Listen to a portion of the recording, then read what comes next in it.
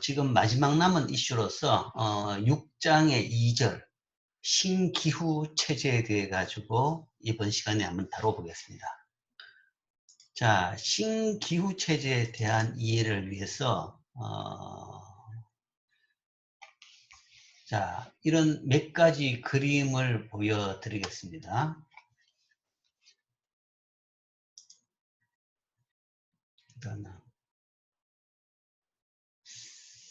어디 갔나?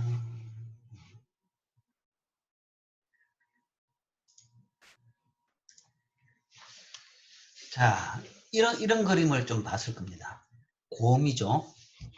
곰이고, 이 빙하 위에 있는 곰입니다. 빙하 위에 있는 곰인데, 이게 어떤 곰이냐. 그러니까, 뭐, 이렇게 해석을 하죠. 빙하가 녹아서 갈대를 잃은 곰이다. 라는 식으로 해석을 합니다.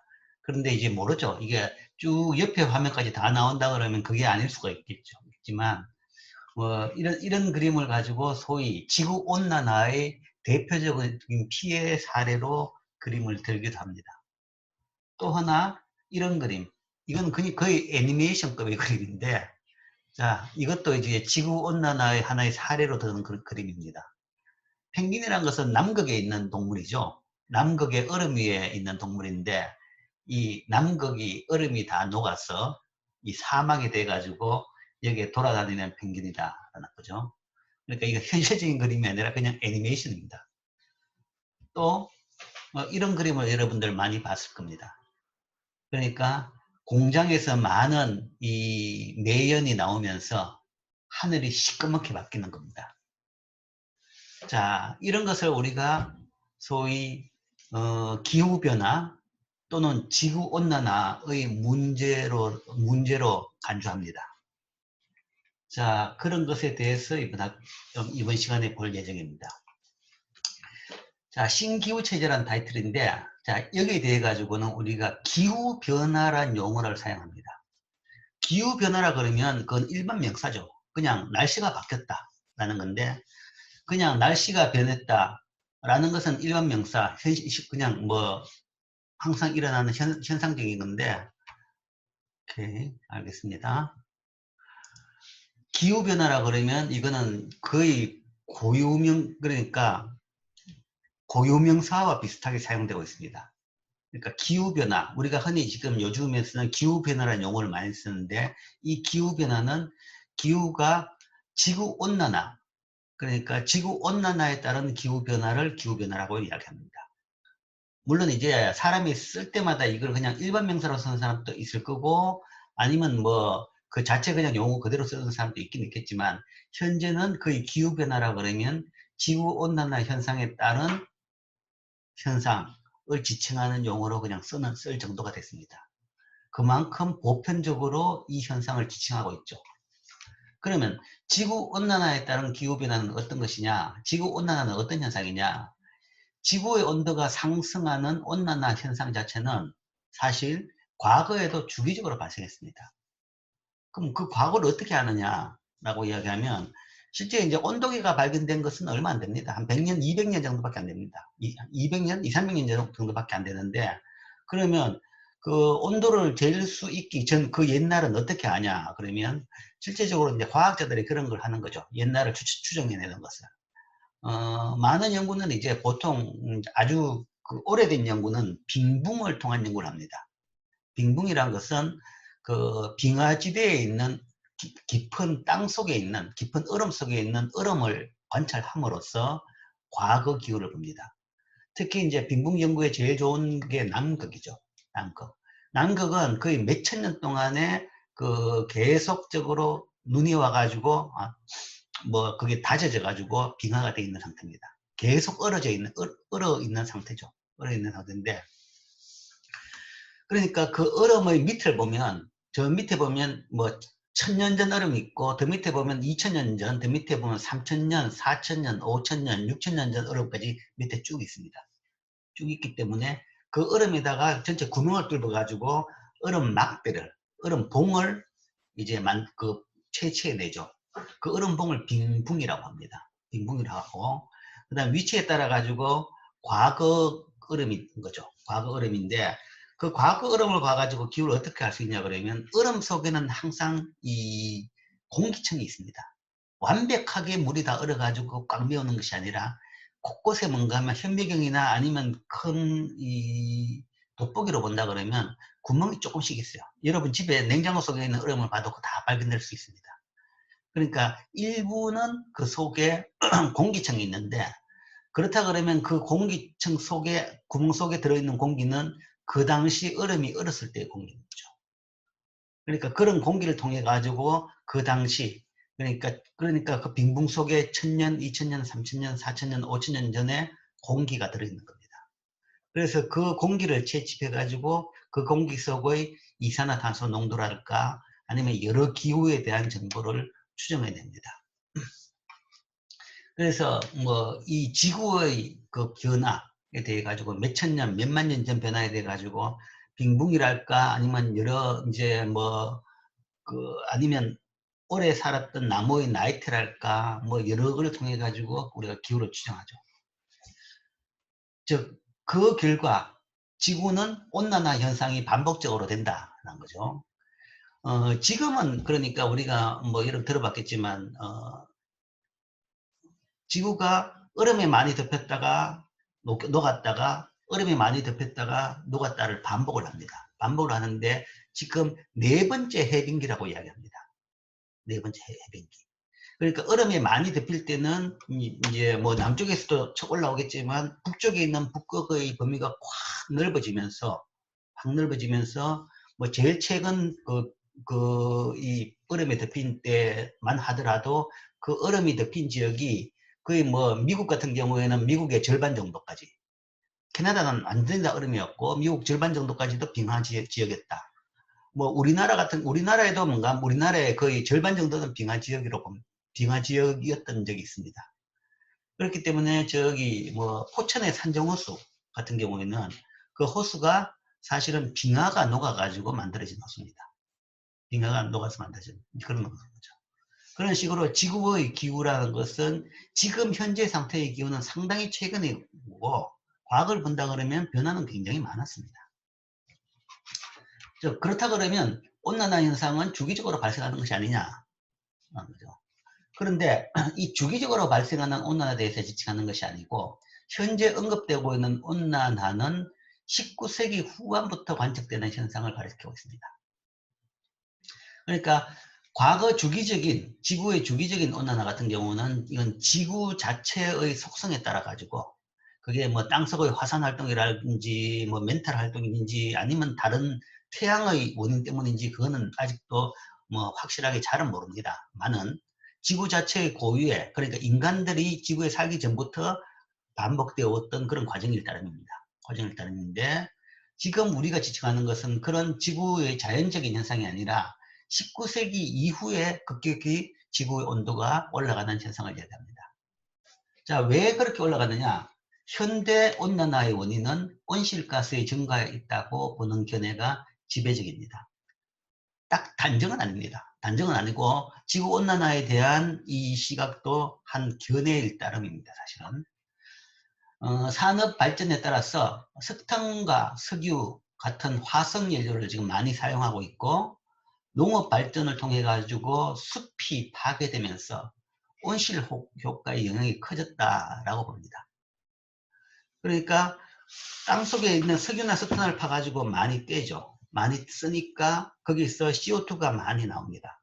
CO2가 많이 나와가지고 이 CO2를 통해 가지고 지구 온난화, CO2 가스가 뭐 CO2 가스를 대표로 해가지고 몇몇의 그런 가스들이 지구 전체에 온실같이 뭔가 하면 이 하늘에 청을 만들어 가지고 온실이라는 것은 비닐이 있으면 비닐이 열이 나가는 걸 막기 때문에 그 안이 햇빛이 비치면 해만 들어오고 열은 안 나가기 때문에 굉장히 더워지죠.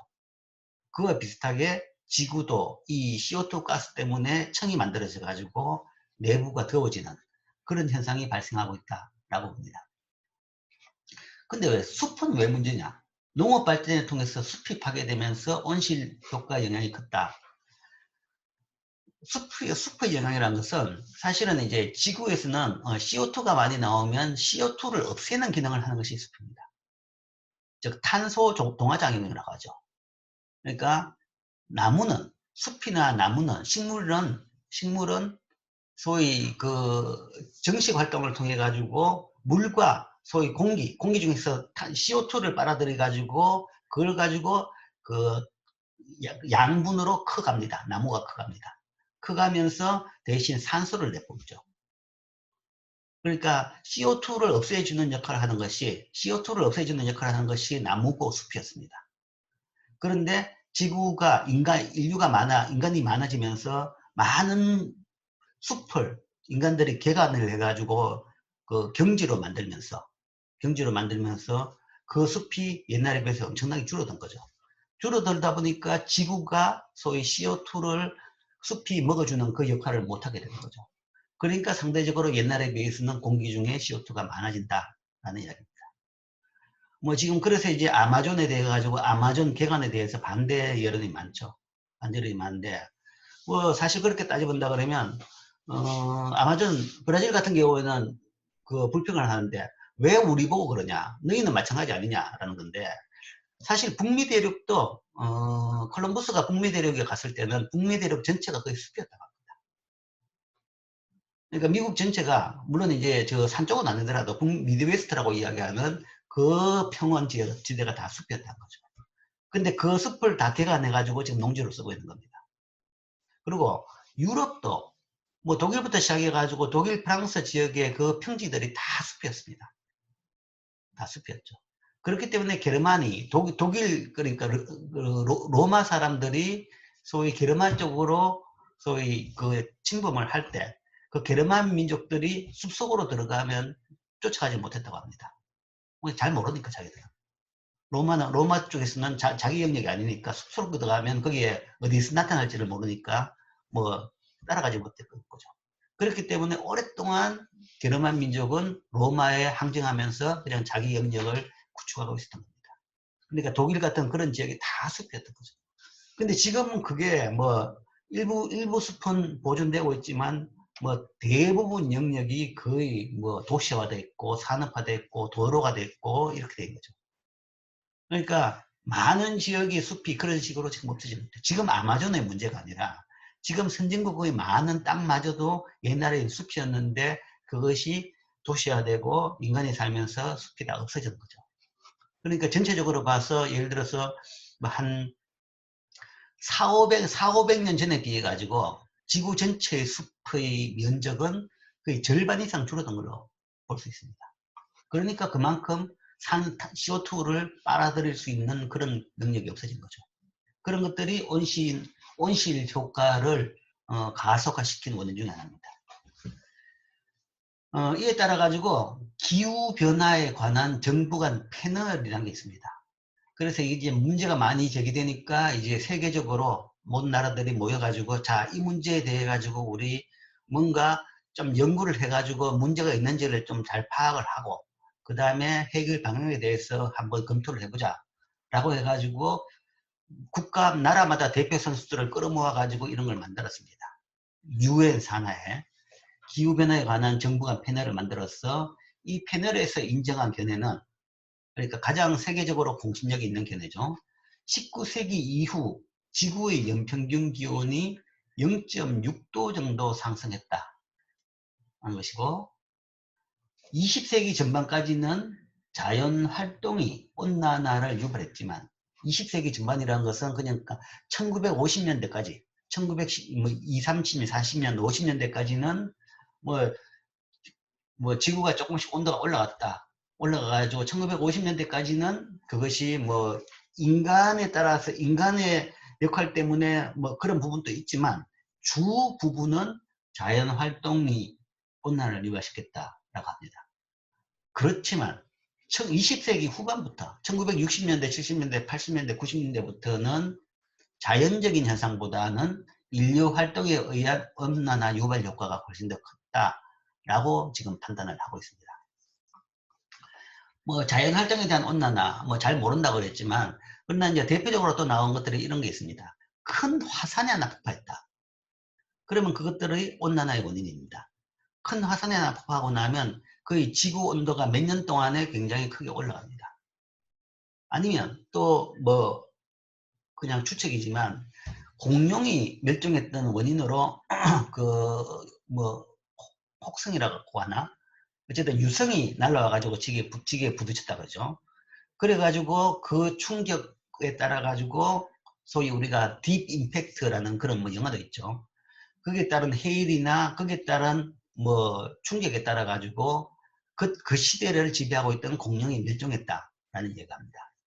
그 돌에 맞아 가지고 공룡이 죽은 것이 아니라 그 큰 운석이 떨어져 가지고 지구를 쾅 때리면서 일어났던 먼지라든지 온갖 충격이 지구 공기를 덮음으로써 지구에 뭔가 하면 모든 식물들이 살 수 없게 되어버린 거죠.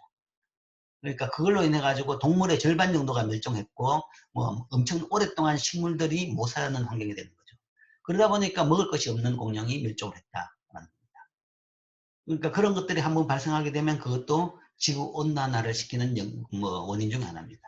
자연적으로 뭐 운석이 큰 것이 떨어졌다. 아니면 큰 화산 폭파가 발생했다. 뭐 이런 것들이 원인이겠죠. 그런데 최근에는 그런 자연적인 현상이 아니라 인간들의 활동이 온난화를 유발시키고 있다라고 봅니다. 자, 이 지구온난화에 대해 가지고 제일 처음 공식적으로 문제가 제기된 것은 1972년 로마 클럽 보고서입니다. 자, 이 로마 클럽 보고서는 상당히 인류에 임팩트가 있는 보고서인데, 뭐 사실은 이제 이게 지구온난화 때문에 메인 임팩트는 지구온난화는 아닙니다. 원래 이 보고서의 주 목적은 사실은 화석연료 고갈에 대해서 경종을 울리기 위해서 만든 보고서입니다. 이 로마 클럽 보고서는 이탈리아의 굉장한 부자가 뭐 돈은 많고 이 돈을 가지고 나는 좀 인류에 대해서 기여를 하고 싶다 라는 뜻에서 이 큰 돈을 내놓고는 세계적인 스카들을 다 끌어모았습니다. 그래서 이 돈을 줄 테니까 자, 여러분들이 모여 가지고 우리 인류에 대해 가지고 이 인류에 대해서 지금 인류가 번성하는 걸 막는 그런 장애 요인이나 아니면 뭐 잘못 가는 부분이 있다 그러면 그런 걸 좀 제기해 달라. 그래서 이제 세계적인 스카들이 모여가지고 우리 인류의 방향에 대해서 연구를 했습니다. 연구를 했는데 그때 이 보고서에서 제일 크게 제기된 것은 화석연료 고갈이었습니다. 화석연료 고갈. 그러니까 이때 막 석유들을 많이 사용하고 나니까 석유라는 것은 땅속에 있는 건데 이런 식으로 지금 석유를 많이 쓰다 보면 곧 땅속에 있는 석유가 다 없어진다. 이때 이 보고서에 따르면 화석연료 고갈이 30년 내에 화석연료가 고갈할 것이다 라고 예상을 했습니다. 예상을 했는데 지금 30년 지났죠. 30년이 아니라 50년 지났습니다. 2020년이니까 50년 지났죠. 50년이 지났는데도 석유는 고갈은 고사하고 그때보다 엄청나게 훨씬 더 많이 쓰는데도 불구하고 석유는 펑펑 넘치고 있습니다. 이제 이게 사실은 지금 보기에는 이런 보고서의 하나의 한계다라고 보고 있습니다. 한계 보고 있는데 그때는 이제 이 보고서를 작성할 때는 당시에 관찰됐던 그 당시의 기술로 관찰됐던 소위 땅속에 있는 석유 양을 따져가지고 뭐 사용량 아니면 사용량 증가율로 따져가지고 쓸 수 있는 양이 한 30년이다 라는 예측을 했던 거죠. 그런데 지금 또 고갈이 안 되고 잘 쓰고 있는 이유는 그 뒤에 기술이 굉장히 많이 발전했습니다. 발전하면서 옛날에는 생각도 못한 지역까지도 탐사를 해가지고 이제는 석유를 뽑아내고 있고 그 다음에 같은 이 구멍에서도 옛날에 비해 가지고는 훨씬 더 많은 석유를 뽑아낼 수가 있습니다. 뽑아낼 수 있는 기술이 있는 거죠. 그렇기 때문에 지금 그 1970년대 소위 땅 추적했던 양보다는 지금 뭐 몇십 배 정도 훨씬 더 많은 양을 지금 벌써 찾아냈고 계속 쓰고 있습니다. 그런 차원에서 지금 보면 이 보고서의 방향은 폴스 알람이라고 봅니다. 폴스 알람. 그러니까 그 화석연료 고갈에 대해 가지고는 소위 이제 좀 지식인들의 사회에 대한 뭐 경고 이런 것들도 이런 식으로 잘못될 수 있다라는 걸 볼 수 있는 하나의 얘기는 한데, 그런데 그 화석연료 고갈에 대해서 그 비판을 하고 문제를 제기하면서 같이 제기했던 것이 마이너하지만 그 화석연료 사용이 많아지면 소위 온실가스 효과가 있어가지고 지구온난화가 될 것이다 라는 문제까지도 마이너하게 제기를 했던 거죠. 그래서 사실은 지금 이 보고서에 대해 가지고는 온난화 현상을 처음으로 지적했다 라는 차원에서 오히려 이 보고서를 더 가치를 치는 사람들도 있습니다. 어쨌든 그 이후에 85년 세계기상기구와 국제연합환경계획이 이산화탄소가 온난화의 주범임을 공식적으로 선언합니다. 여러 연구가 있는데 이제 이런 단체들, 그러니까 세계적으로 공신력 있는 국제 단체들이 자, 이산화탄소가 많아지면서 지구 온도가 높아지는 온난화 현상이 현재 발생하고 있다라고 이제 공인을 합니다. 이에 따라 가지고 이 문제가 심각하구나 싶으니까 88년에 기후 변화에 관한 정부 간 패널을 구성하고, 그러니까 각 국가별로 대표 선수 모여라고 해가지고 모아가지고 기후 변화에 관한 조사와 연구를 행합니다. 연구를 행하고, 그 다음에 미국은 자체적으로 나사에서 미국 의회에 지구 온난화에 대한 발언을 한 것을 계기로 이때를 계기로 해가지고 일반인들한테도 이제 널리 알려지게 된 거죠. 야, 지구온난화가 문제구나 라는 것을 알게 됐습니다. 자, 그러면 이제 어느 정도 문제냐? 아까 앞에서 볼 때는, 자, 19세기 후반 지구의 연평균 기온이 0.6도 정도 상승했다. 0.6도? 0.6도 그러면 이건 뭐 대수냐라고 생각합니다. 근데 이제 거리에 보면 좀 다릅니다. 지구 연평균 기온은 400년에서 500년 주기로 약 1.5도 범위 내에서 계속 변하고 있습니다. 그러니까 이거는 이제 자연적으로 변화한다라는 이야기죠. 그러니까 1.5도 내에서 변화하는 것은 그 통상적인 일입니다. 0.6도 변했다고 해가지고 문제 삼을 수 있을 건 아니다라는 이야기죠. 그런데 15세기에서 19세기까지는 비교적 기온이 낮은 시기였습니다. 낮은 시기고, 그러니까 빙하기에서 지금 간빙기로 가고 있는 상태죠. 빙하기라 그러면 이제 온도가 굉장히 낮겠죠. 낮는데 이제 그게 지금 빙하기에서 간빙기에 있기 때문에 빙하기에서 간빙기로 가면서 온도는 높아집니다. 온도는 높아지고, 그 다음에 다시 또 빙하기로 간다 그러면 온도는 낮아지겠죠. 이런 이제 큰 사이클의 변화는 있긴 있습니다. 어쨌든 이때는 비교적 낮은 시기였고, 20세기에 들어와 가지고는 기온이 오르고 있으며, 어떤 면에서는 이게 자연스러운 현상이다 라고 할 수도 있는 거죠. 빙하기에서 간빙기로 가면서 올라가는 현상이다 라고 주장할 수도 있습니다. 하지만 대기 중의 이산화탄소 양은 1800년대는 280ppm이었으나, ppm이란 것은 이제 공기 1제곱미터당, 그러니까 1cm제곱미터당 있는 이제 CO2 양이죠. 양으로 해가지고 이런 단위가 있습니다. 280ppm 이었으나 1958년에는 315ppm, 2000년에는 367ppm으로 계속 증가하고 있더라. 자, 58년, 2000년에는 알 수 있는데 1800년대에는 이 값을 어떻게 알 수 있느냐? 아까 이야기했죠. 이 빙붕 연구입니다. 빙붕 같은 걸 연구를 하면 이제 이런 식으로 1800년대, 1700년대, 1600년대 등등의 이산화탄소 양을, 공기 중의 양을 우리가 알 수가 있습니다. 즉, 계속 증가하고 있다는 점에서 이산화탄소를 비롯한 온실가스들이 온난화의 주범으로 간주되고 있습니다. 그러니까 CO2 농도가 높아지고 이래서 온난화가 되구나 라고 우리가 이제 판단하고 있는 거죠. 그래서 이제 온실가스, 소위 온실 현상을 일으키는 그런 가스를 보면 제일 대표로 이산화탄소를 듣지만 그 외에 메탄, 일산화질소 이런 것들도 이제 그런 역할을 하는 가스들입니다. 또한 산업혁명 이래 화석연료의 연소, 석탄, 석유, 가스 이런 거죠. 그죠? 이 연소.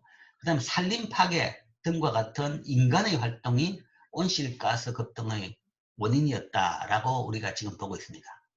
그래서 이거는 화석연료를 떼게 되면 여기서 자동적으로 CO2를 비롯한 엄청난 CO2를 비롯한 이런 가스들이 나오고 그 다음에 산림이 파괴됨으로써 산림이 CO2를 흡수하는 기능이 없어지는, 줄어드는 거죠.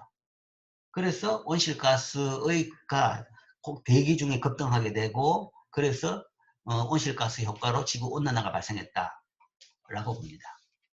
지구온난화로 인해 가지고 지난 112년 동안에 1900년대 이후에 지구의 평균 기온이 0.89도 정도 상승했다라고 지금 측정됩니다. 0.89도, 평균이 0.89도인데, 이제 뭐, 지역에 따라 가지고 0.69에서 한 1도 정도까지입니다. 그런데, 뭐, 0.89도다, 1도 정도 차, 뭐, 평소의 기온이, 뭐, 사람들이, 겨울에 추울 때는 뭔가 영하 10도보다 더 내려가고, 겨울에 더울 때는 영상 30도죠, 그죠? 그러니까 인간의 뭔가 하면 한 40도 정도 온도차 변화는 뭐 아무런 문제 없이, 물론 옷이 좀 필요하겠지만, 난방에 옷이 필요하겠지만, 잘 견딥니다. 그런데 뭐 1도 변화도 없는데 무슨 호들갑이냐라는 이야기를 하는데, 자, 이게 이제 1도도 차가 안 나지만 이게 뭔가 하면 지역적으로 평균의 일을 따름이지 지역적으로는 엄청난 차이가 많이 납니다. 어떤 패턴이냐 그러면 기온 상승은 북방부 고위도로 갈수록 더 커진다. 그러니까 어차피 더운 적도지방에는 별 차이가 없었던 거고, 북방부로는 고위도로 갈수록 더 커집니다. 남반구는 별로 신경을 안 써요. 왜냐하면 남반구는 대륙이 적은 거죠. 적기 때문에. 물론 이제 남아프리카나 뭐 아메리카는 남쪽에 있지만 훨씬 더 많은 영역이 대륙이니까, 그 바다니까 뭐 덜 신경 쓰는데, 이 북방부에는 많은 영역이 땅이죠. 땅인데 이 고위도로 갈수록 더 커지더라. 온도 차이가 더 커지고 해양보다 육지가 더 빠른 온도 상승을 나타낸다. 뭐 또 그럴 수도 있겠죠. 바다라는 것은 물을 통해 가지고 다 연결되어 있기 때문에 전체적으로 움직이니까 국지적으로 뭔가 변화는 적은 편입니다. 근데 이제 땅은, 지역이라는 것은 여러 이제 그 지역에 따라서 막히기도 하고, 좀 육지는 바다보다 온도 변화가 훨씬 더 심합니다. 그렇기 때문에 지역에 따라 가지고 평균적으로 일단은 안 되지만 지역에 따라 가지고는 엄청난 영향을 미치고 있는 지역도 있는 거죠. 자, 그래서 이게 어느 정도 변했느냐 보면 전체 평균에 비해 가지고 뭐 예를 들어서 1800년대 말 이때까지는 해도 뭐 그렇게 변화가 많지는 않았습니다. 자, 이때까지만 해도 이때도 뭔가 하면 인간들이 옛날에 비해 가지고는 화석연료를 많이 썼습니다. 인간들이 화석연료를 언제부터 많이 썼냐 하면 지지난 시간에 배웠던 산업혁명 이후입니다. 산업혁명 이전까지는 인간들이 이 동물이나 그냥 인간의 힘으로 동력원을 했는데, 자, 전기기관을 발명하고부터 그 다음에 이제 석탄을 떼가지고 힘을 만드는 거죠. 그 다음에 그 뒤부터 뭔가 하면 이제 뭐 전기 에너지를 또 발견하고부터는, 그 다음부터는 또 석탄이나 아니면 자동차를 발명하고 난 뒤부터는 석탄이나 뭐 그런 걸 가스를 이용해 가지고 또 많이 떼깁니다. 석탄보다 석유나 가스가 더 편하니까 이제 그걸 많이 이용하죠. 그러니까 그 이후 산업혁명 이후부터 화석연료를 쓰기 시작했고, 그러나 그게 이제 1930년대까지는 쓴다고 해도 그렇게 많이는 않는데 최근에 굉장히 그 쓰는 양이 많아졌다. 최근에 쓰는 양이 많아진 거죠. 뭐 이런 부분도 있겠죠. 옛날에는 이제 그 산업혁명으로 사용을 했다 그래도 그 지역이 세계적으로 일부 지역입니다. 그러니까 유럽 일부, 그 다음에 미국 지역 뭐 요 정도만 소위 산업화됐던 겁니다. 그런데 2차 대전 이후에는 전 세계가 산업화되면서, 소위 옛날의 후진국이 이제 산업화되면서 전 세계에서 뭔가 하면 화석연료를 다 쓰기 시작한 거죠. 옛날에는 못 사는, 모르고 없어가지고 돈이 없어서 못 살던 지역 인간들마저도 다 쓰게 되니까 급격히 화석연료 사용이 늘어나는 것이고, 그 다음에 이제 옛날에 그 소위 후진국 지역에서도 뭐 개간과 우리나라도 그렇죠. 개간을 많이 했죠. 많이 해가지고 농토를 많이 넓혔습니다. 그런 걸 통해 가지고 숲이 많이 줄어들면서 뭐 전체적으로 이산화탄소 농도가 이 파란색으로 되어 있는 겁니다. 이런 식으로 급격히 올라갔다. 이산화탄소 농도가 이런 식으로 이 왼쪽에 단위가 있는데 ppm으로 봐서 이렇게 1950년대부터, 그러니까 20세기 후반부터 급격히 올라가기 시작했다. 또한 이 그림에다가 지구 온도를 한번 적어 보니까 평균 온도에 비해 가지고 이때는 별 차이가 없는데 이것도 1950년대 이후부터 평균 온도가 이렇게 빠른 속도로 올라가고 있더라. 자, 그래서 그림으로 보면 두 개가 동반 변화를 하더라. 동반 변화를 한다 그러면 이제 여기 대해 가지고 인과성은 어디가 어디를 고조하는지는 사실은 그림으로서는 알 수는 없습니다. 알 수는 없는데 많은 연구를 통해 가지고 CO2 농도에 따른 그 다음에 이 블랙박스라는 것이 CO2 농도 증가에 따라서 온실가스 현상이 발생하고 이에 따라서 이 온도가 높아졌을 것이다 라고 이제 전문가들이 이제 추정을 하는 거죠. 그게 지금 온난화, 지구 온난화가 지금 발생하고 있는 과정, 원인이고 과정입니다. 자, 그럼 이게 왜 문제냐? 왜 문제냐? 추워서 안 그래도 따뜻한 지방에 가고 싶은 사람도 있는데 좀 따뜻해지면 좋은 게 아니냐라고 하겠지만 뭐 1도, 2도 정도 변화도 이제 문제가 크게 되는 부분이 있는 거죠. 자, 지구온난화의 가장 큰 문제점은 남북극을 포함한 지구 전체의 빙하가 녹는다라는 거죠. 빙하가 녹고 이제 제일 큰 문제는 이겁니다. 빙하가 녹아가지고 해수면이 상승해서 해안 지역이 감소하고 일부 섬들이 침수된다. 그러니까 아까 이야기했죠. 온난화의 영향이 평균은 1도가 안 되지만 많이 받는 것이 내륙으로 갈수록 아니면 그 적도를 중심으로 해서 멀리 갈수록 양극적으로 갈수록 북반구에서 그럼 제일 큰 영향을 받는 것은 위로 봐가지고는 북극입니다. 북극 지역이죠. 그래서 이 북극이라는 것은 북극 위에는 북극은 대륙이 아닙니다. 북극은 바다입니다. 남극은 남극 대륙이라고 그러죠. 대륙이고 그 위에 눈이 와가지고 얼음이 쌓여있고 남극에서는 높은 산도 있습니다. 산도 있는데 북극은 대륙이 아니라 그냥 바다인데 그 바다가 얼어가지고 빙하를 이루고 있는 거죠. 바다가 얼어 빙하를 이루고 있는데 거기에서 온난화에 따라가지고 그 얼음이 녹는 거죠. 얼음이 녹는다. 얼음이 녹아가지고 물이 많아지니까 해안 지역이 감소한다. 물 전체로 지구 전체로 물이 많아지면 전체적으로 해수면이 높아지겠죠. 높아지면 지금 이제 해안 지역이, 뭐 강원도도 동해안 쪽에 해안 지역이 많죠. 그쪽 지역이 이제 침수되면서 점점점 뭐 없어진다. 이런 것이 문제인 거죠. 근데 그보다 더 큰 문제는 일부 섬들은 침수돼가지고 완전히 바닷속으로 빠질 수도 있다. 라고 보죠. 그러니까 뭐 세계적으로 유명한 몰디브, 뭐 신혼여행의 뭐 가장 사람들이 꿈을 꾸는 신혼여행지로 들고 있죠. 그러니까 인도양인가 남태평양인가 어쨌든 바닷속에 있는 아주 진짜 낙원같이 보이는 그런 섬나라들이 있습니다. 근데 그 섬나라는 뭐 지금 현재 추세를 봐가지고는 한 20년 내에는 그 완전히 바닷속으로 퐁당 빠질 것이다 라는 것이 예측입니다. 그래서 이제 그 나라는 호주하고 뉴질랜드한테 우리나라를 그쪽으로 좀 옮기자 라는 그런 이제 제안을 합니다. 그러니까 우리 땅은 다 물속으로 빠져가지고 우리나라 사람들이 갈 데가 없다. 그러니까 다 빠져 죽기 전에 뭔가 하면 그쪽으로 다 이전해가지고 땅을 떼가지고 일부 우리나라 땅으로 주면 좋겠지만 안 주면 그냥 자치령 정도라도 해가지고 좀 살 수 있게 해달라 라고 지금 뭐 교섭을 할 정도로 생존의 위기를 느끼고 있는 지역까지도 있습니다. 그러니까 일부 섬나라 같은 경우에는 이런 가능성도 있는 거죠. 자, 어느 정도냐? 2000년 7월 나사는 지구온난화로 그린란드 빙하가 녹아내려가지고 지난 100년 동안에 해수면이 약 23cm 상승했다라고 합니다. 100년 동안에 23cm. 23cm라면 굉장히 크죠. 그러니까 그린란드에 빙하가 다 녹아내린 것도 아니고 일부 녹아내릴 건데 그것만 해도 지구 해수면이 23cm 올라갔다.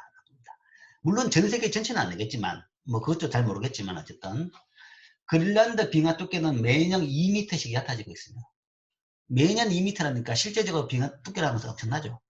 뭐 수십 미터, 수백 미터가 되는 두께인데 이 때문에 1년에 2m씩 얕아질 녹아내리고 있는데 이게 1년에 500톤 이상의 물이 바다로 흘러 들어가 가지고 해수면이 매년 뭐 0.13mm씩 상승하고 있다.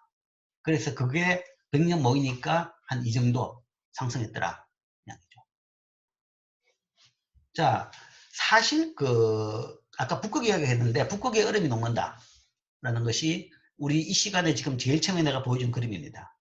그 고음의 그림이 그런 겁니다. 북극의 얼음이 그게 완전히 얼음판으로 되어 있던 빙하판이었는데 그것이 녹아가지고 잘라져가지고 그 얼음 위에 있던 곰이 섬에 있는 걸로 바뀌어버린 거죠. 근데 걱정할 필요는 없어요. 곰은 수영을 잘해요. 잘하기 때문에 북극에서 원래 이제 북극 바닷속에 있는 물고기 먹으려고 계속 수영하면서 돌아다니는 게 곰입니다. 그래서 그 얼음판 위에 있다고 해가지고 걱정할 건 전혀 없습니다. 없는데 북극에 있는 얼음이 녹는다고 해가지고 해수면은 사실 별 영향이 없어요. 왜냐하면 북극에 있는 얼음은 대부분 그런 빙하 같은 경우에는 이 바닷속에 있습니다. 바닷속. 그러니까 위에는 뭐 우리가 빙산의 일각이라고 이야기하죠. 빙산이라는 게 그런 거죠. 위에만 요만큼 보이고 다 큰 거는 무거우니까 다 바닷속에 있습니다. 비중에 따라가 위에 조금만 나와 있는 거죠. 그렇다 그러면 그게 녹아보면 바닷속에 얼음이 찾았던 지역이 물로 바뀔 따름입니다. 그리고 어차피 얼음의 비중은 물보다 더 비중이 크기 때문에 그게 높으면 녹아버리면 전체적으로 양이란 것은 별 차이가 없어요. 그러니까 그거는 해수면을 높이는 역할은 안 합니다. 빙산은 해수면을 높이는 역할을 안 하는데 해수면을 높이는 역할을 하는 제일 중요한 것은 뭔가 하면 이런 겁니다. 이 대륙 위에 있는 얼음 덩어리입니다. 대륙 위에 있는 얼음 덩어리라는 것은 대륙에 땅 위에 뭔가 하면 계속 눈이 와가지고 그 눈이 쌓이고 다져져 가지고 만든 것이 이 빙하입니다. 이 빙하인 거죠. 그렇기 때문에 그 몇백 년, 몇천 년 동안에 쌓이고 다져졌기 때문에 몇만 년일지도 모르지만 그 높이라는 것이 엄청난 것이고 그거는 그 물이 사실은 땅 위에 있는 겁니다. 얼음이라는 것이 물이죠. 녹으면 물이 되는 거죠. 그 물이 땅 위에 있는 건데 땅 위에 있던 물이 녹아서 바다로 들어가면 그거는 순수히 바닷물을 높이는 역할을 하게 되는 거죠. 그러니까 그린란드라는 것은 사람들이 잘 모르는 하나의 섬인데 조그만 섬인데 사실은 그리 조그맣지 않아요. 굉장히 큰 섬입니다. 그 섬의 얼음이 하나 녹게 되면 다 녹게 되면 그게 지구 전체의 온도를 높이는 역할이 엄청날 거라는 거죠. 북반구에 그렇고 더 큰 건 거죠. 뭐 지금 뭐 아이슬란드도 마찬가지입니다. 아이슬란드에 얼음이 많이 녹아서 아이슬란드가 굉장히 지금 이제 각광받는 관광지가 됐죠. 얼음이 녹았기 때문에 사람들이 접근할 수 있어가지고 그렇게 된 부분이 많습니다. 많은데 많은 얼음이 녹으면서 그게 바다로 들어가면서 해수면을 높인 역할을 하죠. 근데 더 큰 것은 남극 대륙입니다. 남극 대륙. 남극 대륙이라는 것은 뭐 엄청나게 넓은 땅입니다. 그리고 그 위에 있는 얼음의 그래 물이죠, 그죠? 물의 양이라는 것은 진짜 엄청납니다. 그게 그게 다 녹는다는 것은 사실은 상상이 안 되죠. 상상이 안 되는 것이고, 뭐, 결국 마지막까지 그거 다 녹진 않을 것이라고는 보지만, 그게 녹으면 그 상당 부분이 녹았다 그러면 그것들이 바닷속으로 들어가면서 해수면 높이는 역할은 엄청나게 클 것이다. 라고 보죠. 그래서 뭐 북극의 곰이나 펭귄을 비롯한 여러 동물이나 식물들이 이에 따라서 멸종위기에 처해지지 않았을까라고 이제 걱정을 하는 겁니다. 근데 뭐 곰, 펭귄 가지고 이야기한 것은 조금 오반 같고 다 알아서 잘 갑니다. 다 알아서 잘 살만한 대로 찾아가는 것이고 이제 이 섬의 침수 이런 것도 이제 큰 문제가 되는 거죠. 그리고 지구 전체적으로 뭔가 하면 이 대륙이 줄게 됩니다. 분명히. 우리 지금 현재 즐기고 있는 유명한 해수욕장 같은 것들은 예를 들어 100년 뒤에는 대부분 없어진다라고 볼 수가 있겠죠. 또한 극심한 가뭄과 홍수를 유발하는 엘니뇨 현상, 집중호우 이런 등 그러니까 최근에 기후의 급격한 변화가 많다라는 이야기를 합니다. 그래서 뭐 그 엘니뇨 때문에 그렇다라고 하는데 이것도 지구온난화 때문이 아닌가라고 봅니다. 세계의 많은 지역에서 발생하고 있는 기상이변도 지구온난화에 기인한 것이다 라고 이제 주장을 하고 있습니다. 뭐 이거는 이제 뭐 확인은 안 되고 있는데 이게 한 주장이죠. 그러니까 뭐 어차피 지구란 것은 이런 클로스드 하나의 그 폐쇄된 하나의 구조체입니다. 구조체에서 전체적으로 대기가 움직이고 바닷물이 움직이고 그 다음에 태양빛이 있고 이런 거에 따라 가지고 뭔가 하면 사계절이 생기고 온도 변화가 생기는데 거기에 이제 이 틀이 덮어 쓰는 틀이 하나 새로 생기니까 뭔가 큰 변화가 있다는 이야기죠. 그래서 이런 것들도 지구온난화의 문제점이다. 그래서 위기의식을 느끼다 보니까 이와 같은 기후변화에 대응하기 위해서 UN 차원의 인류 전체가 모여가지고 머리를 모아서 여기다가 대비하자라는 차원에서 대비책을 마련한 것이 기후변화 협약입니다. 즉 연구는 어느 정도 했죠. 왜 이런 일이 생기냐 연구를 좀 했다. 연구를 했고 그러면 이제는 이런 일이 더 가속화되는 걸 막고 되돌리자. 막고 되돌리는 그런 행동이 기후변화 협약입니다. 그러면 당연히 그렇겠죠. 막고 되돌리려고 그러면 이 CO2를 발생량을 줄이자 라는 이야기입니다. 이 온실가스를 발생량을 줄이자. 줄이고 그 다음에 뭐 처음에는 이제 사실은 줄이는 건 힘들지만 더 느리는 것은 일단 막자라는 이야기죠. 더 느리는 것은 막고 그 다음에 더 할 수 있다 그러면 줄이자 라는 것이 기후변화 협약입니다. 자, 이 협약은 기후변화 협약이라고 하는데 이게 풀네임은 기후변화에 관한 UN 기본협약이라고 하고 1992년 6월 브라질 리우에서 채택되었습니다. 채택되었고 94년 3월 21일 발효됐습니다.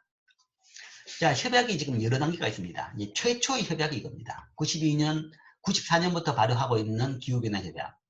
그 다음에 그 뒤에 교토 의정서가 있고, 그 다음에 지금 이야기하는 신기후체제, 소위 파리 협약, 이렇게 세 개가 있습니다. 그래서 이 협약이 지금 세 가지로 해가지고 진화해 오는 과정에 대해 가지고 설명을 해보겠습니다.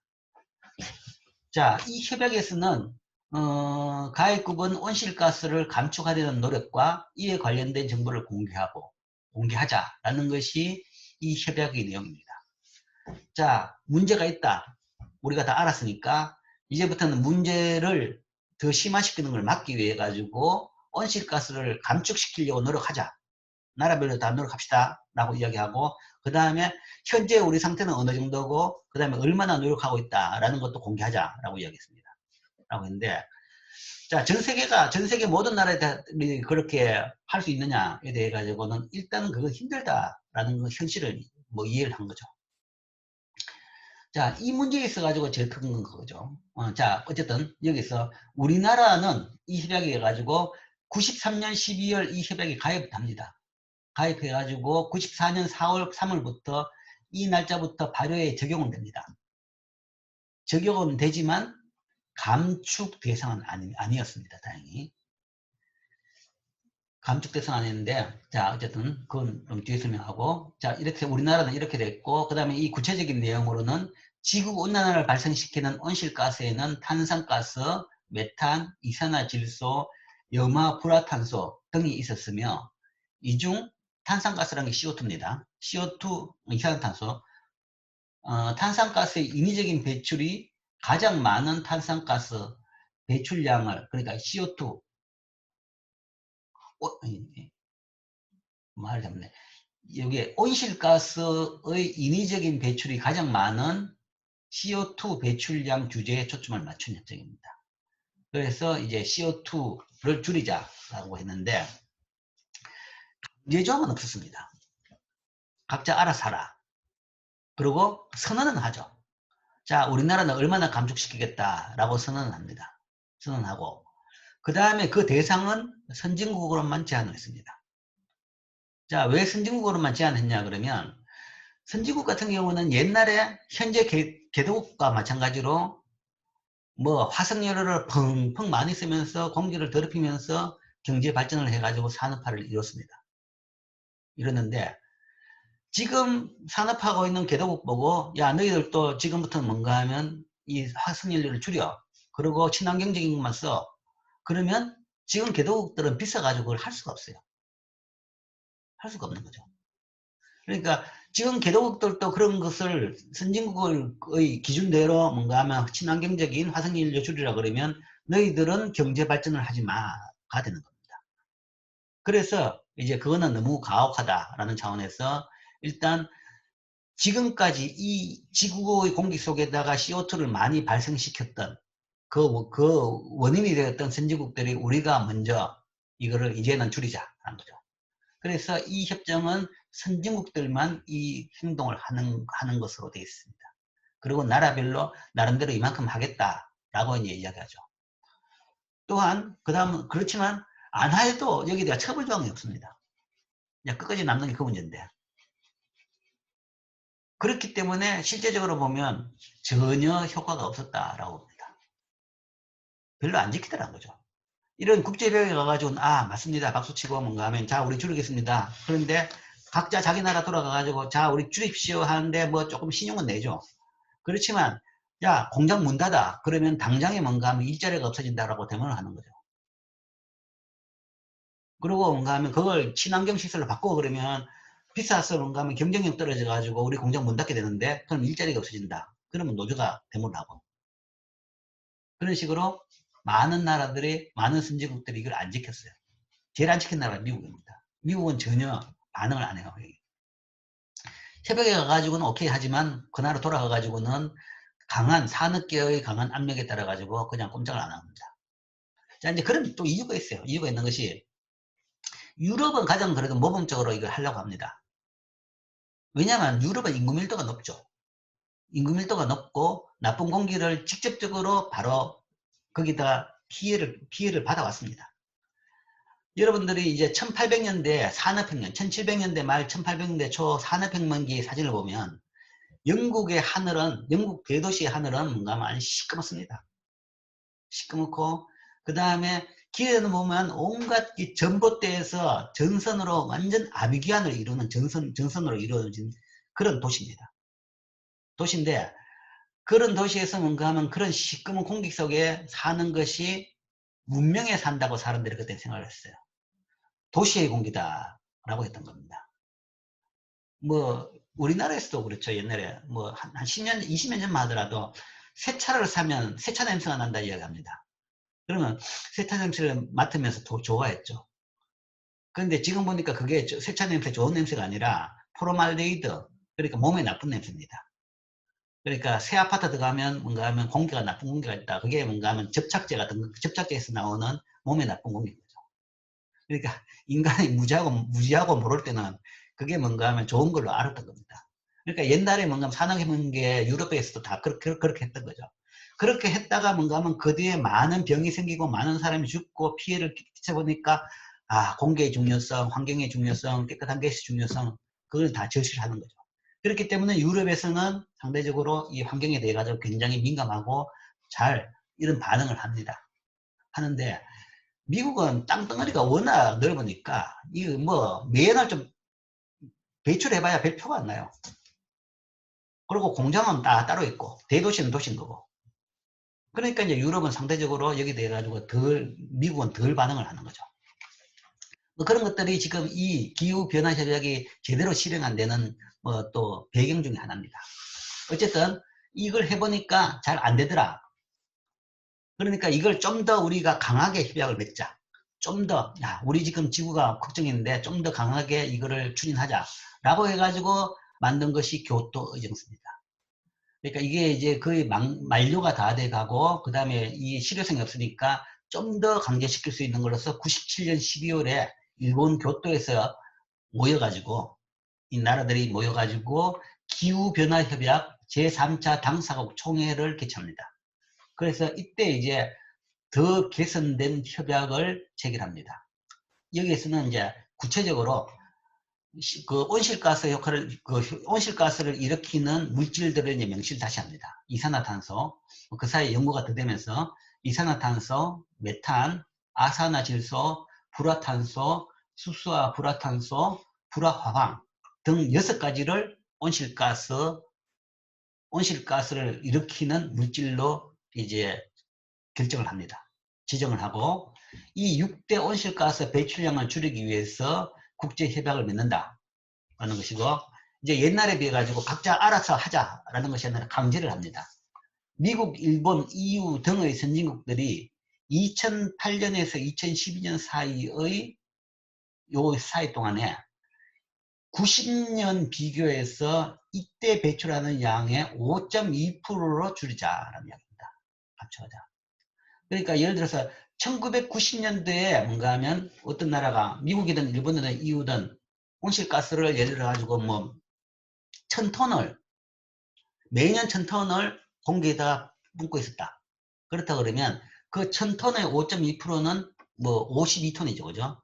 52톤. 요 4년 사이에 뭔가 하면 1000톤이 아니라 5.2톤을 줄여가지고 뭐 990, 그러니까 950톤 정도. 950톤 정도로 배출량을 줄일 수 있도록 하자라는 거죠. 늘리는 것이 아니라 줄이라는 거죠. 늘리는 것이 아니라 줄이라. 줄이는 것이 한 이 정도로 줄이라. 뭐 5% 줄이는데 뭐 크냐라고 하겠지만 사실은 5% 줄이는 것도 엄청납니다. 가만히 놔두면 계속 늘어나요. 가만히 놔두면. 사람들이 점점점 차를 많이 가지고 다니고 그 다음에 점점 난방을 많이 하고 뭐 옛날에 난방 안 한 사람들도 뭔가 하면 좀 더 잘 살게 되면 더 편리한 난방을 또 많이 하는 겁니다. 공장도 더 많이 돌리고 물건도 더 많이 만들어지고 그런 과정에서 다 화석연료가 더 많이 사용되는 거죠. 그래서 가만히 놔두면 늘어나는 거에 비해 가지고 아예 이때 비해 가지고 줄이라 그러면 사실은 엄청나게 줄이는 겁니다. 어쨌든 이 정도 협약을 했습니다. 했고 이렇게 자 줄이자. 미국, 일본, EU 여기서도 이제 마찬가지로 선진국만 하는 겁니다. 개도국 보고 이걸 요구하는 것은 문제다. 선진국은 이미 뭔가 하면 그런 식으로 해가지고 많이 발생시키고 있는 거죠. 개도국은 지금 이제 요만큼 발생시키고 있고 이제부터 발생 시작하려고 하는데 그걸 뭐 줄이라는 것은 무리하다는 거죠. 그렇기 때문에 선진국만 이렇게 하기로 하고 의정서를 맺었기 때문에 우리나라도 가입은 했습니다. 2002년 이 협정을 비준한 그러니까 국제협약이라는 것은 각자 모여가지고 협약을 맺고 그 다음에 각각 자국 나라에 자기 나라에 돌아가가지고 그걸 자기 나라 의회로부터 이 승인을 받아야 됩니다. 그 승인이 바로 비준입니다. 그리고 이제 보통 뭐 이 협약 같은 경우에는 전체 협약 당사국 중에서 3분의 2 아니면 4분의 3 이상 그 승인 또는 비준을 받으면 그때부터 그 협약이 발효되는 걸로 봅니다. 우리나라도 여기 들어가가지고 2002년에 비준을 했습니다. 비준을 해가지고 이 협약을 따른다라고는 했지만 97년 당시 기후변화 협약상으로는 우리나라는 개발도상국으로 인정이 됐습니다. 됐기 때문에 이것을 의무로 받아들일 필요는 없었습니다. 온실가스 배출을 감소할 의무는 유예가 됐습니다. 그래서 뭐 우리나라는 뭐 그러니까 가입 안 하고 비준 안 날 이유가 없는 거죠. 그래서 가입해가지고 비준을 하고 그냥 보는 겁니다. 보면서 그냥 좀 줄이자라는 이야기를 하는 거죠. 그리고 이런 문제가 있다라는 것을 인식을 하고 있는 것이고. 그런데 이것도 보면 자 우리나라는 2002년에 비준했는데 이 교토 의정서를 미국이 비준을 안 했어요. 사실은. 끝까지 미국이 비준을 안 했어요. 그러니까 결국은 이 협약이 제대로 작동을 안 했던 거죠. 이것도. 작동을 안 했습니다.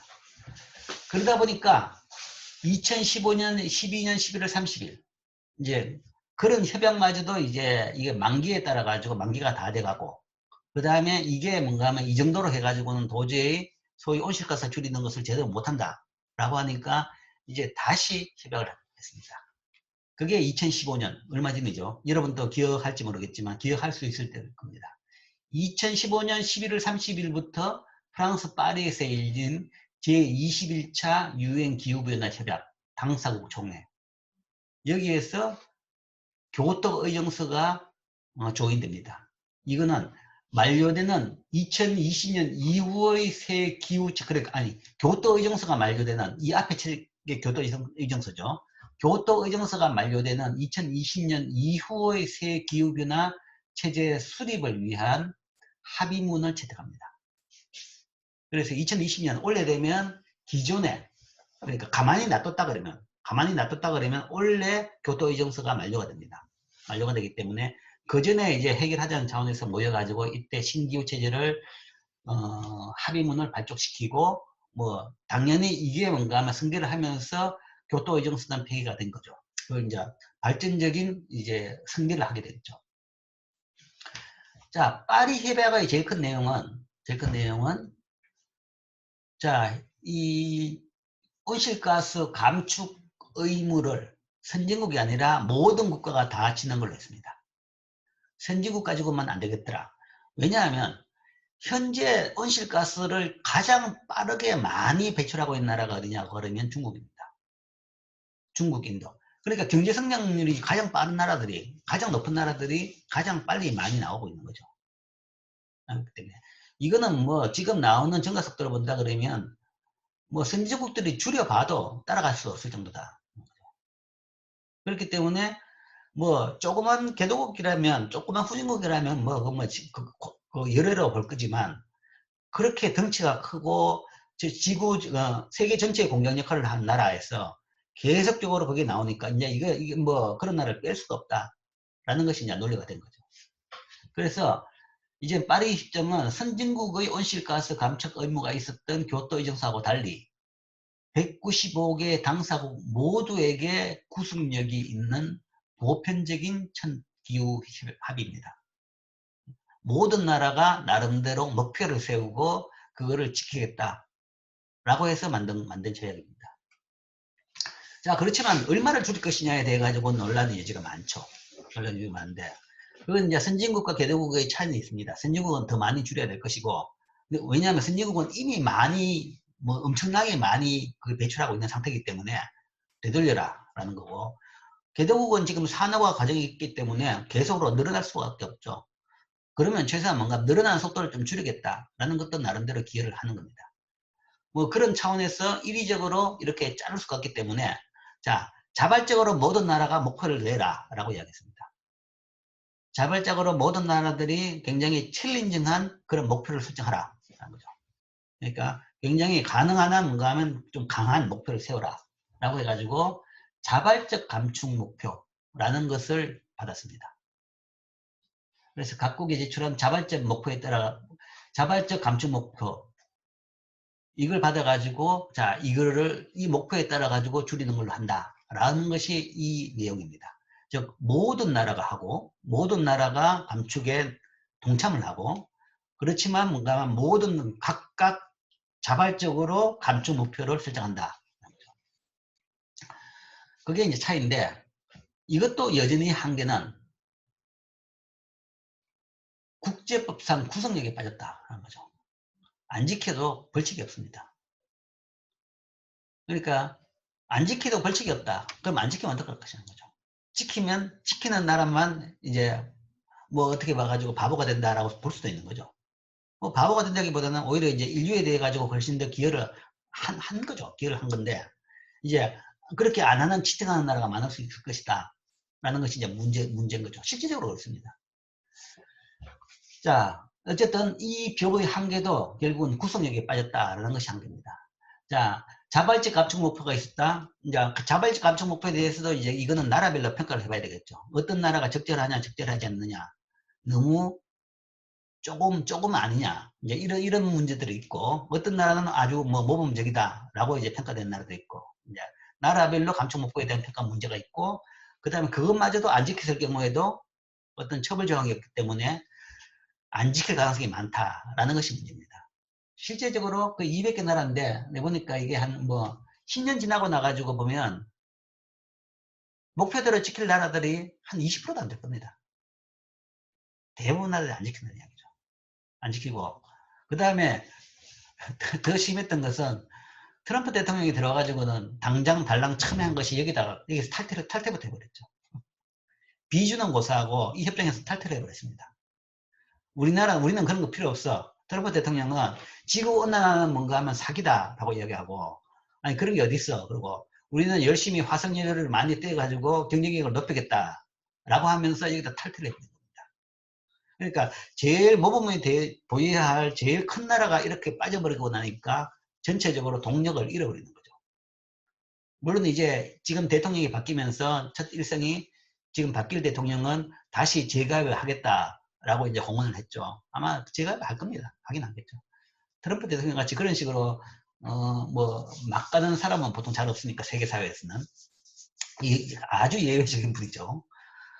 어쨌든 그런 차원에서 이것을 또 이런 협정을 맺긴 맺었는데 실효성 자체에서는 상당히 좀 퀘스천이다라는 것이 있고, 그럼 우리나라는 어느 정도냐?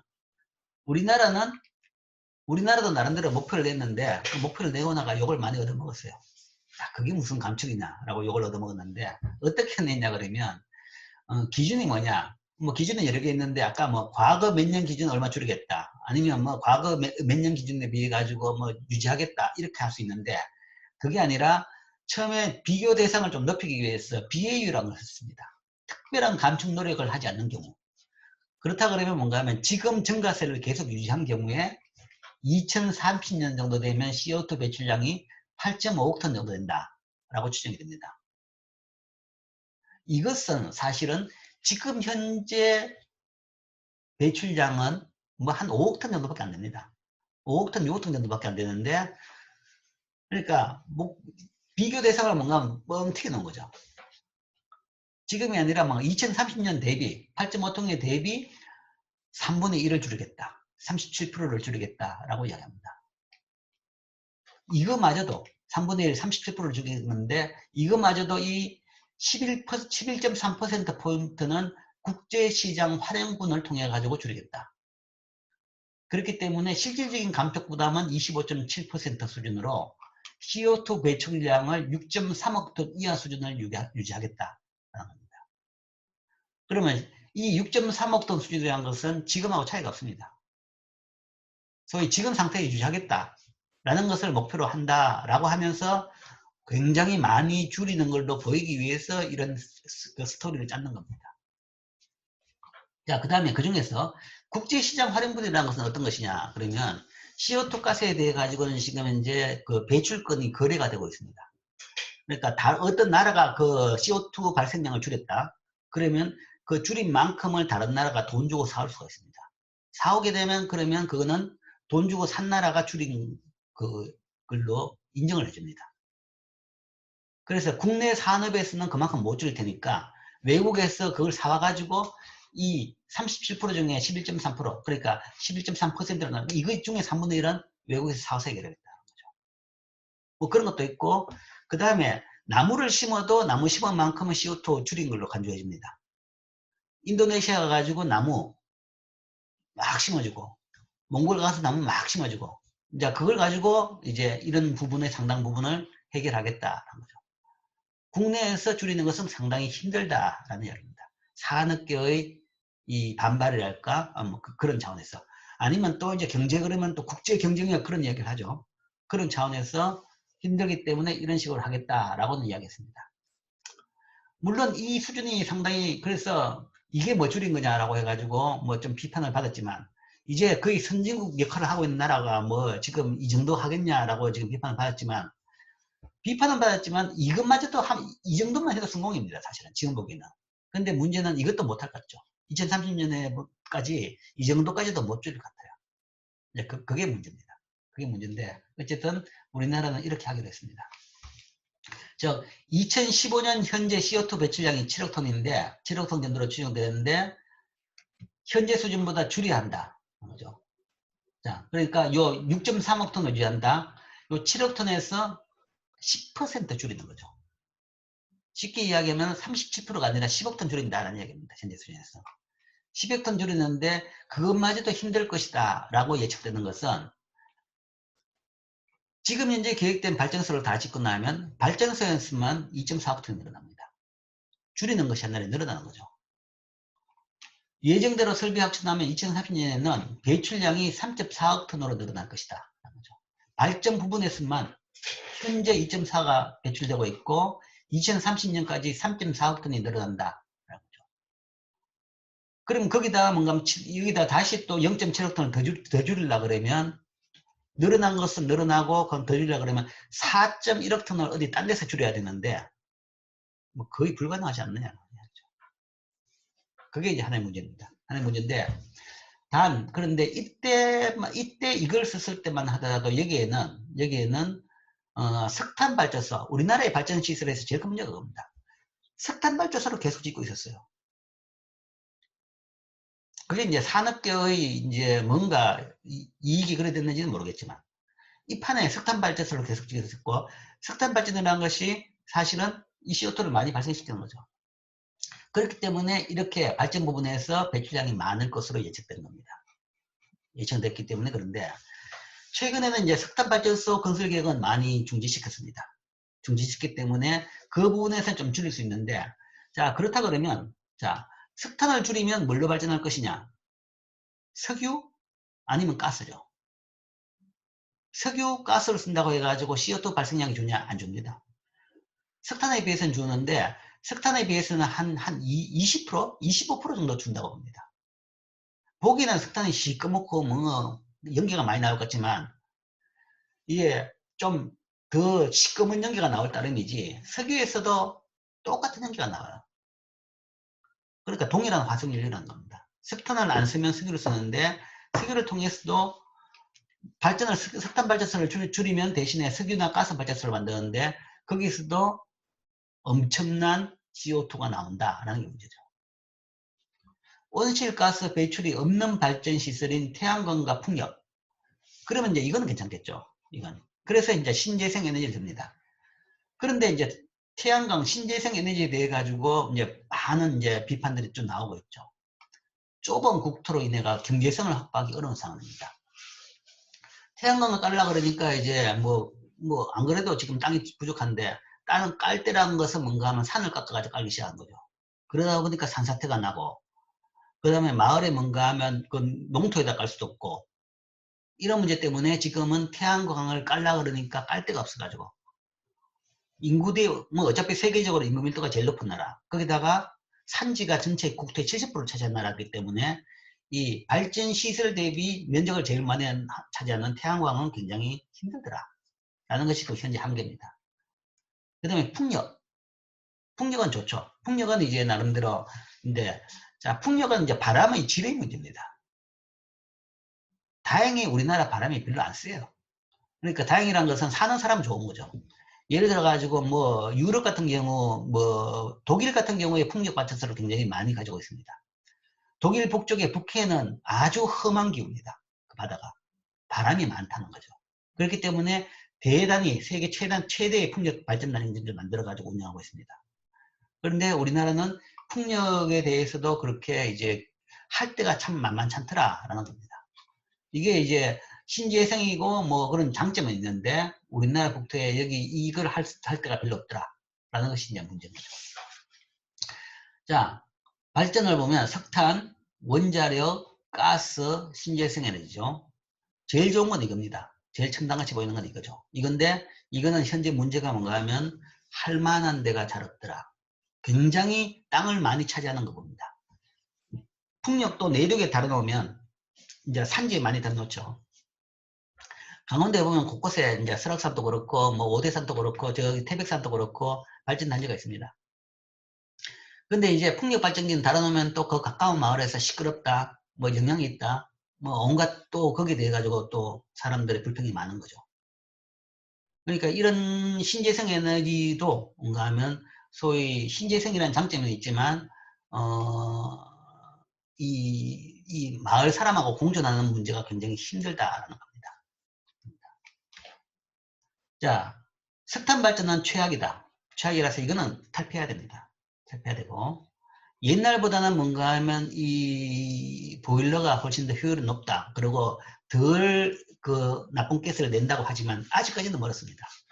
물론 이제 하나의 기술을 기대는 할 수 있어요. 이게 이제 CO2 포집 기술이라는 게 있습니다.